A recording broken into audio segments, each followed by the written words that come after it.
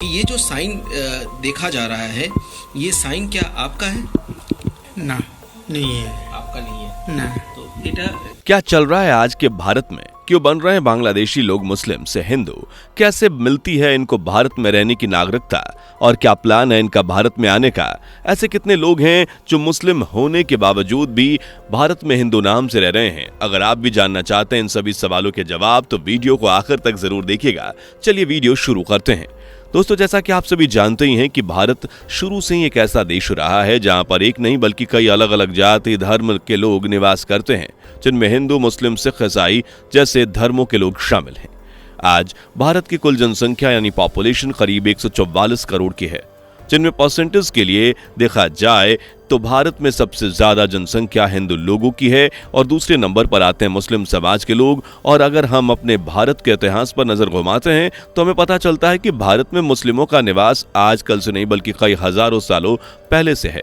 और भारत की बढ़ती ग्रोथ में हिंदुओं के साथ साथ मुस्लिम लोगों का भी बहुत बड़ा हाथ है। लेकिन क्या आप जानते हैं कि भारत में आज एक ऐसे देश के मुस्लिम लोग निवास कर रहे हैं जो कि हमारे भारत के लिए बड़ा खतरा साबित हो सकते हैं? हालांकि वो बात अलग है कि इस देश से आज तक भारत कभी अनबन नहीं रखता, लेकिन हमारे और इस देश के बीच के रिश्ते कुछ ऐसे हैं जिन्हें देखकर हम ये कह सकते हैं कि अगर यहाँ के लोगों को भारत के राज और यहाँ की खास बातों के बारे में पता चला तो ये हमारे भारत के खिलाफ शायद षड्यंत्र रच सकते हैं। पर अब कौन सा है ये देश और कौन है वो शख्स जो कहीं और का नहीं लेकिन भारत की नागरिकता लेकर भारत में रह रहा है, और इसकी बातों से क्यों घबरा गई है भारत की सुरक्षा एजेंसीज? आइए जानते हैं। लेकिन उसे जानने से पहले अगर आपने हमारे चैनल को सब्सक्राइब नहीं किया तो जल्दी से चैनल को सब्सक्राइब कर लें और वीडियो को लाइक भी करें। सबसे पहले तो दोस्तों आइए जानते हैं कि आखिर वो कौन सा देश है जहां के लोग भारत में झूठे दस्तावेज बनवाकर, झूठा नाम रखकर और मुस्लिम होने के बावजूद हिंदू बनकर रह रहे हैं। तो दोस्तों इस देश का नाम है बांग्लादेश। जी हाँ, बांग्लादेश वैसे तो ये भारत एक पड़ोसी देश है, लेकिन इससे भारत के संबंध कुछ खास बनते नहीं, जिसके पीछे कई वजह हैं, जिसमें सबसे बड़ी वजह है कि बांग्लादेश में सरकार मुस्लिम समाज की है। अब ये तो आप सभी जानते ही हैं कि बांग्लादेश में आज ज्यादातर जनसंख्या मुस्लिम लोगों की है और अक्सर ऐसा देखा गया है कि वहां के जो मुस्लिम व्यक्ति हैं वो बच्चे तो बांग्लादेश में पैदा करते हैं, लेकिन उन्हें अपनी आगे की लाइफ जीने के लिए वहां पर नहीं रखते बल्कि भारत देश में भेज देते हैं ताकि वो अपनी लाइफ अच्छे से जी सकें। अब आप सभी के मन में यह ख्याल जरूर आया होगा कि भाई जब भारत के संबंध इस देश से कुछ खास नहीं है तो आज के लोग यहाँ भारत में आकर क्यों रह रहे हैं, जबकि उन्हें तो डर होना चाहिए कि भारत में उन्हें कोई दिक्कत ना हो जाए। पर आपको बता दें कि उनमें ऐसा करने के पीछे की वजह है भारत के कुछ नियम और दूसरी वजह है भारत में मौजूद कुछ घूसखोर अधिकारी जो कि अपने पद पर बैठे तो भारत को बचाने के लिए हैं, लेकिन रिश्वत के लालच में काम ऐसे कर देते हैं कि भैया सामने वाला दुश्मन ही इन्हें घर में बैठ जाए। खैर ये सब हम आपको इसलिए बता रहे हैं कि भारत की कुछ यही वजह हैं जो कि बांग्लादेशी लोगों को भारत में आने का न्योता मिलता है।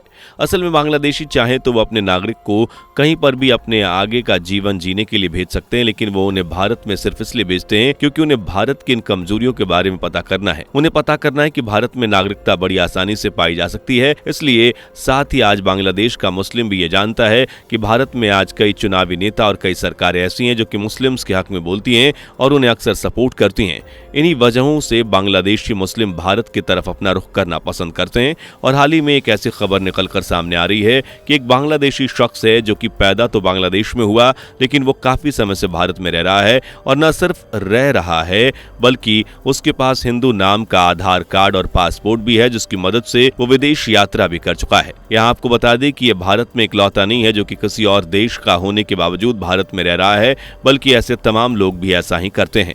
अब हमें ये अच्छे से पता है कि आपका भी मन जरूर कह रहा होगा कि उस शख्स के बारे में जाने, तो आइए जानते हैं। तो आइए सबसे पहले ये जानते हैं कि आखिर ये शख्स क्या है और इस शख्स का नाम क्या है। तो इस शख्स का असली नाम है मिनार, जिसे गुजरात की सूरत पुलिस द्वारा गिरफ्तार किया गया है। और बताया जा रहा है कि वैसे तो ये बांग्लादेश से है, लेकिन ये पिछले काफी समय से यहाँ भारत में शुभो दास नाम से पहचान बनाकर रह रहा है। और भारत में रहने के लिए दोस्तों इसकी प्लानिंग बड़ी ही तगड़ी है। इस शख्स ने पुलिस को बताया कि इसने साल 2010 में बंगाल के गुमगढ़ हाई मदरसे में अपने हिंदू होने का एक फर्जी सर्टिफिकेट बनवाया था। और यहाँ आपको बता दें कि इस प्रमाण पत्र के फर्जी होने की खबर का पता कुछ ऐसे चला कि जब एक न्यूज चैनल वाला बंगाल में स्थित इस मदरसे में पहुंचा और साल 2010 में जो यहाँ हेड थे उनसे पूछा कि ये सर्टिफिकेट आपके यहाँ का है। इस पर मदरसे के हेड कहते हैं कि नहीं, ये सर्टिफिकेट हमारे मदरसे का नहीं है। इतना ही नहीं, जब इस सर्टिफिकेट पर मौजूद सिग्नेचर के बारे में पूछा गया तब इनका जवाब नहीं था। और यहीं से पता चल गया कि ना तो ये सर्टिफिकेट यहाँ का है और ना ही ये शख्स कोई हिंदू है। लेकिन बावजूद उसके आपको जानकर हैरानी होगी कि किसी झूठे सर्टिफिकेट के बलबूते पर उसने ना सिर्फ अपना इंडियन आधार कार्ड बनवाया बल्कि अपना एक पासपोर्ट भी बनवा लिया।